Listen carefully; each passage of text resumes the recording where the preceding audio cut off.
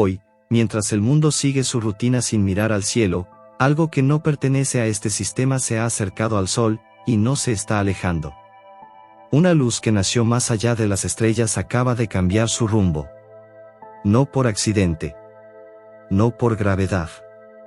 Sino por decisión. La NASA lo sabe. El SETI lo confirma. Y los telescopios de medio planeta apuntan a un punto invisible que, a 245.000 km/h, parece girar hacia nosotros. Antes de continuar, te pido algo sencillo: suscríbete a Paradoja Cósmica. Me da la energía para seguir desenterrando los secretos que el universo intenta ocultar. Porque esta historia no trata solo de un cometa, sino de una pregunta que nos persigue desde el inicio de los tiempos. ¿Y si no estamos solos, y hoy, alguien decidió responder, a 203 millones de kilómetros de aquí, el vacío se curva en silencio? El Sol brilla con una violencia casi sagrada, y en esa danza de fuego un punto metálico se desliza, reflejando una luz fría, imposible. Ese punto es 3 de enero Atlas. Y su paso por el perihelio no ha sido como el de ningún otro visitante del espacio interestelar. Todo comenzó hace 4 meses, cuando una detección rutinaria del telescopio Atlas, en Chile, reveló un destello demasiado rápido para ser un asteroide. Los cálculos fueron inmediatos: trayectoria hiperbólica, velocidad absurda, origen interestelar. Un tercer visitante, después de Oumuamua y Borisov. Solo que este, no actúa como ninguno de los dos. Durante semanas, la comunidad científica observó con prudencia. El brillo aumentaba, el espectro mostraba níquel puro, sin rastro de hierro, y las comparaciones con materiales artificiales se multiplicaban en foros cerrados. El níquel refinado no se produce en procesos naturales. Y sin embargo, allí estaba, un cuerpo interestelar que parecía pulido. Pero lo más inquietante ocurrió cuando cruzó su punto más cercano al Sol. Cualquier cometa normal habría estallado en una nube de gas, dejando una estela brillante. 3 de enero Atlas, en cambio, cambió de dirección. Los sensores del Jet Propulsion Laboratory detectaron un giro imperceptible al principio. Luego, una rotación completa del vector de velocidad, una maniobra de asistencia gravitacional. Una maniobra intencionada. En los laboratorios, los ingenieros la llaman overt effect, un impulso aprovechando la gravedad solar para ganar energía. Pero los cometas no saben de física orbital avanzada. Los cometas no maniobran. Esto no puede ser natural, dijo un investigador filtrando los datos. Si hay propulsión, no la estamos viendo. Pero el resultado está ahí, un cambio de trayectoria calculado. Y ahora, mientras lees estas palabras, ese objeto ya no se aleja del Sol. Está descendiendo hacia el plano donde orbitan los planetas interiores. El plano donde vivimos nosotros. Los astrónomos lo llaman coincidencia, pero las coincidencias se acumulan. El paso por el perihelio, exactamente 120 días después del descubrimiento. La frecuencia de emisión, 1420 MHz, la misma que emite el hidrógeno neutro, la base de toda materia viva. Y los pulsos, cada 37 minutos, sin desviación alguna. Como si alguien, en algún lugar, marcara un ritmo. Un código. El SETI lo denomina evento omega. Durante 6 horas, la intensidad de la señal aumentó un 300%. Era como si algo se hubiese encendido. Los algoritmos de inteligencia artificial rastrearon la modulación: no hay ruido térmico, no hay azar, solo estructura. Un patrón que parece contener información. Pero información dirigida ¿a quién, o a qué? Mientras tanto, en los centros de control, los ingenieros de la NASA hacen cuentas.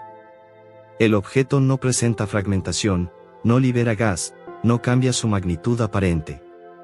Y sin embargo, se mueve como si tuviera motores. Motores invisibles, silenciosos, precisos. En Houston, una pantalla muestra su trayectoria actualizada. Una línea roja cruza el sistema solar interior y se curva suavemente hacia el plano eclíptico terrestre. No hay impacto previsto, pero sí una intersección orbital. Una visita calculada. Una pasada por la región donde habitan los planetas rocosos. Donde existe vida. En foros internos de astrofísica, las discusiones son frenéticas. Algunos hablan de velas solares, otros de estructuras autorreplicantes, sondas de reconocimiento, von Neumann probes. Otros, más prudentes, piden calma, podría ser un fenómeno astrofísico desconocido. Pero incluso ellos admiten algo, todo lo que hace 3 de enero Atlas contradice lo que sabíamos. Y mientras los telescopios intentan captar su reflejo, el mundo guarda silencio. Los noticieros apenas lo mencionan. Las redes sociales, sumidas en trivialidades, ignoran que una estructura de decenas de kilómetros, posiblemente artificial, se está acercando al vecindario cósmico. Los gobiernos, por su parte, activan protocolos discretos. El IWN, la Red Internacional de Alerta de Asteroides, funciona día y noche. Solo que esta vez no rastrea un impacto. Rastrea una intención. Imagina por un momento que no fuera un cometa. Imagina que es una nave, antigua y silenciosa, que viaja desde un punto remoto de la galaxia.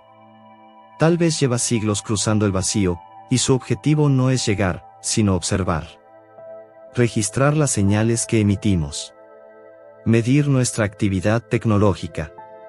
Y ahora, en su perihelio, ha despertado. Se ha girado. Y ha apuntado hacia nosotros. Algunos físicos sugieren que podría estar recopilando datos, composición atmosférica, temperatura global, emisiones electromagnéticas. Otros creen que está retransmitiendo la información a su origen. Un informe, un pulso cada 37 minutos, una secuencia de bits viajando a través de la luz infrarroja. No para comunicarse con nosotros, sino para informar a quienes lo enviaron. Y si ese fuera el caso, si no somos el mensaje sino el experimento, ¿cuánto tiempo llevamos siendo observados? En la madrugada del 27 de octubre, una cámara del telescopio Spitzer captó un brillo anómalo en la zona donde debía encontrarse 3 de enero Atlas. Una luminosidad constante, sin fluctuaciones caóticas. El brillo de algo metálico, angular, como si partes de su superficie hubieran cambiado de orientación. El análisis espectral reveló variaciones coherentes con paneles reflectantes. Velas, quizá. O antenas. A las 11:47 de la mañana, hora universal, el objeto pasó su punto más cercano al Sol. Ningún estallido, ninguna fragmentación. Solo silencio, y un nuevo vector de movimiento. El SETI confirmó que la señal no solo continuaba, sino que ahora se repetía con un leve desfase, 220 segundos exactos. Los matemáticos se miraron entre sí. 220 es múltiplo de números primos. Y los números primos son universales. A esta hora, mientras el mundo sigue con sus problemas cotidianos, hay 200 astrónomos rastreando cada fotón emitido por 3 de enero Atlas. Los datos viajan a laboratorios en Baltimore, Múnich y Tokio. Los servidores del proyecto Braxruh-Listen procesan terabytes por segundo. Y una pregunta resuena, silenciosa, en cada mente científica: ¿es esto una casualidad cósmica o el momento en que alguien allá afuera decidió que ya era hora de que los viéramos? Porque, si algo está claro, es que 3 de enero Atlas no se comporta como un cometa. No gira al azar. No se fragmenta. No obedece solo a la gravedad. Y ahora, después del perihelio, su rumbo lo lleva directo al plano donde se encuentra la Tierra. Nadie habla abiertamente de pánico. Pero los pasillos de la NASA están llenos de rostros tensos, reuniones sin cámaras, mensajes cifrados. Saben que algo cambió hoy. Que el cielo no volverá a ser igual. Fuera, sobre el desierto chileno, los telescopios siguen girando. El viento sopla entre las antenas, y los operadores observan una línea en la pantalla que se curva, a apenas 1 grado, pero suficiente. Suficiente para dudar de todo. Porque en la vastedad del cosmos, un simple cambio de dirección puede significar una sola cosa, una decisión. Y si un objeto decide moverse, ¿quién ¿O que está tomando las decisiones? Esa misma tarde, cuando el sol descendía sobre los Andes y el aire se volvía filoso dentro del domo del observatorio, un técnico dejó el café a medio tomar y corrió hacia la consola. La línea de trayectoria de 3 de enero Atlas acababa de ajustarse otra vez, un desplazamiento diminuto, milimétrico en la pantalla, pero enorme en significado. Nadie dijo, motor. Nadie dijo, nave. Bastó el silencio. El silencio que se instala cuando sabes que lo que miras no encaja en ninguna ecuación cómoda. En los pasillos, las puertas permanecen entreabiertas. Las voces se apagan cuando alguien más entra. Se nota en los ojos, en el temblor de las manos, en la respiración contenida. Hoy el cielo dejó de ser un mapa y se convirtió en una pregunta.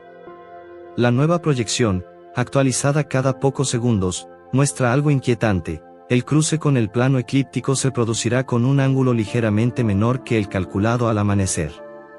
No es una gran diferencia, pero parece refinamiento, como si un piloto invisible estuviera afinando una maniobra de sobrevuelo. Un eco matemático de voluntad. Se disparan protocolos discretos. Nada de comunicados dramáticos, solo llamadas de madrugada, credenciales temporales concedidas a equipos que jamás habían trabajado juntos, servidores que se encienden en búnkeres sin ventanas. Un documento confidencial, apenas 3 párrafos, circula con una instrucción: observación continua. Integrar análisis de señal. Preparar escenarios de comunicación pública. Nadie se atreve a llamarlo por su verdadero nombre: plan para anunciar que algo nos observa. La sala de espectroscopía intenta arrancar más verdad del brillo. El níquel puro sigue ahí, terco, sin rastro de hierro. Sería reconfortante culpar a una rareza geológica, una nube natal exótica, pero incluso los más prudentes admiten que el patrón no cuadra. Níquel refinado, ¿refinado por quién? ¿O por qué? A las 2:13 UTC, un algoritmo del programa de escucha automática detecta microvariaciones en la modulación infrarroja. No cambia la frecuencia portadora, 1420 MHz trasladada al infrarrojo, cambia la forma de los pulsos. Son discretos, escalonados, iguales entre sí, hasta que no lo son. Como si una mano enorme hubiese pasado una uña sobre la superficie de un disco perfecto y, de pronto, en cada vuelta quedara una muesca mínima. Un ritmo sobre otro ritmo. Orden sobre orden. Quizás es un ajuste térmico, propone alguien. Quizás un espejo flexible que vibra al calentarse. Podría ser. La palabra, quizás, salva vidas, mantiene a raya la certeza fácil. Pero los quizás se agotan cuando la coherencia persiste noche tras noche. La narrativa científica, sin embargo, exige paciencia. Se decide dividir a los equipos, unos mirarán al objeto, otros, a nosotros. ¿Qué emite la Tierra en este momento? ¿Qué firma dejamos en radio, en óptico, en láser? Si alguien allá afuera diseñó una sonda, es razonable pensar que la programó para interesarse por civilizaciones tecnológicas. Por emisiones, por trazos de industria, por trazas químicas en la atmósfera que solo aparecen cuando una especie juega con el fuego y aprende a almacenar estrellas en baterías. Mientras tanto, en una casa mínima al borde del desierto, una mujer despierta a su hijo para mostrarle el cielo. No se ve nada distinto, solo la misma bóveda que ha cobijado a todas las generaciones antes que ellos. Pero la madre sabe algo que su hijo aún no: a veces el universo no avisa con fuegos artificiales, a veces la diferencia es un vector casi invisible en un gráfico de computadora, y ese cambio minúsculo basta para separar un mundo del que pensabas habitar de otro, más grande y más raro, donde las preguntas tienen dientes. Los días siguientes se parecen entre sí como latidos. El objeto se aleja del Sol, pero no de nosotros. Pasa por regiones del espacio que conocemos al detalle y deja, detrás de sí, la misma constancia obstinada: no hay fragmentación. No hay penacho expulsado que justifique los cambios de rumbo. La magnitud fotométrica se mantiene dentro de márgenes aburridos. Todo sugiere que 3 de enero Atlas es un experto en no dejar huellas. Los ingenieros orbitan la idea que nadie quiere pronunciar: una vela solar activa no necesita quemar combustible. Solo debe presentar superficie al flujo de fotones correcto y ajustar ángulos con una precisión que los cometas no poseen. Eso podría explicar un delta V pequeño, invisible a los ojos, visible en la órbita. Podría. Y, aún así, queda la pregunta que se clava como un alfiler en el mapa: ¿quién la orienta? Se filtra una propuesta de misión de intercepción. Un cohete pesado, una trayectoria de alta energía, una sonda espartana con un puñado de instrumentos y una cámara principal con apetito de verdad. El cronograma es menos perdonable que el presupuesto. La ventana de lanzamiento no se abre por voluntad política, la abre la mecánica celeste. O lo hacemos ahora, o no lo hacemos nunca. Imaginar el encuentro se vuelve una obsesión compartida. A 1000 kilómetros, la sonda humana sería un mosquito curioso. Las cámaras verían, ¿qué? ¿Un casco de níquel en mosaicos hexagonales? ¿Una estructura porosa en apariencia, densa en secreto? ¿Planos reconfigurables? ¿Aristas que se pliegan como origami? La mente ofrece postales, pero la ciencia, tosuda, levanta la mano: evidencias, por favor. Y el reloj, implacable, contesta: rápido. Las noches más tensas llegan cuando la señal de 37 minutos se corta durante un ciclo y regresa después. El silencio de ese intervalo pesa más que cualquier pulso. ¿Apagado? ¿Orientación distinta? ¿O una prueba para medir nuestras reacciones? Un operador, sudando bajo la luz blanca, confiesa en un susurro: siento que nos está mirando a nosotros mirar. Nadie se ríe. En otro ala del edificio, un equipo pequeño y obstinado decide hacer algo sencillo y audaz a la vez: generar una emisión modulada en intervalos de números primos desde una antena terrestre, no para comunicarse, sino para verse a sí mismos aparecer en los sensores que vigilan el objeto. Una autoecografía tecnológica. Si 3 de enero Atlas realiza ajustes en respuesta a cambios mesurados en nuestro ruido, quizá detectemos un eco. Quizá. Los permisos llegan con sellos rojos y la frase: experimento controlado. Las manos, sin embargo, tiemblan cuando ponen a vibrar la antena. Mientras tanto, los filósofos, los de laboratorio, los de café nocturno, se cuelan por las rendijas de las conversaciones técnicas. Preguntan si estamos listos no para el contacto, sino para la interpretación. ¿Qué haría una civilización madura si encontrara a otra que habla en frecuencias de hidrógeno? ¿Se presentaría con claridad o mantendría el misterio como prueba? Tal vez la ambigüedad es el filtro. Tal vez todo este teatro orbital es un examen de lectura: si entendemos las sutilezas, aprobamos. Si exigimos fuegos y trompetas, suspendemos. También aparecen los miedos viejos. La historia humana no es amable con lo desconocido. Un rumor en un foro bastaría para incendiar la desconfianza. Por eso, aunque nadie osa llamar pánico a lo que ocurre, los comunicadores trabajan con palabras como proporción, contexto, hipótesis. La verdad es elástica, pero no infinita. Si la estiramos de más, se rompe. El telescopio espacial vuelve a apuntar. Esta vez, un destello especular, apenas unos milisegundos, delata facetas lisas en la superficie. No encaja con los escombros conglomerados de un cometa. Encaja, en cambio, con paneles. La interpretación no es sentencia, es un indicio. Esa palabra, indicio, se vuelve la tabla a la que todos se aferran. Un astrónomo veterano recuerda entonces a Oumuamua, aquel primer visitante al que le asignaron explicaciones que luego se deshilacharon con los años. En voz baja, admite que 3 de enero Atlas es peor, más consistente en sus rarezas, más disciplinado en su silencio, más específico en su rumbo. Si fuese natural, sería una obra maestra del caos que decide actuar como reloj. Y los relojes, incluso los malos, le deben algo al diseño. A días del cruce por la órbita de Marte, alguien propone la lectura menos antropocéntrica de todas: quizá 3 de enero Atlas no viene a vernos. Quizá solo sigue un algoritmo que hace 1000 años decidió que, al pasar por un sistema con firmas tecnológicas, conviene ajustar la trayectoria para optimizar el censado y el reenvío. Una máquina de propósito general, una regla que se aplica sin emociones. Ni saludo ni amenaza. Registro. Si es así, nuestra ansiedad no le interesa. Pero nos sirve igual, porque la ansiedad es combustión para preguntarlo todo mejor. La madrugada del cruce llega con un cielo limpio. Un punto matemático roza el mapa de la órbita marciana y continúa, fiel a una curva que ya conocemos demasiado bien. La señal late.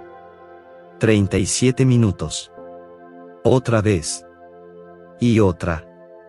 En una de las estaciones, un técnico anota algo que corta la respiración. En 3 pulsos consecutivos, los tiempos intermedios obedecen a una secuencia que no había aparecido antes. Son retardos diminutos, pero exactos, que suman una constante que solo se vuelve obvia cuando la miras con rabia, la relación entre 2 números primos cercanos. ¿Casualidad estadística? ¿Podría, codificación? Quizá, un guiño. Es temerario pensarlo, pero el corazón, testarudo, se acelera. No hay comunicado esa mañana. Solo un texto seco remitido a quienes deben saber. Persisten indicios de estructura no aleatoria en la modulación. Trayectoria ajustada dentro de márgenes previstos hacia el plano eclíptico. Recomendación: mantener observación continua y madurar plan de intercepción. La maquinaria del mundo sigue girando, ajena, pero aquí, en este cuarto iluminado a tubos, el tiempo se ha vuelto otra cosa. Una cuerda tensa. Afuera, la ciudad despierta. Los buses traquetean, los mercados abren, los niños caminan al colegio.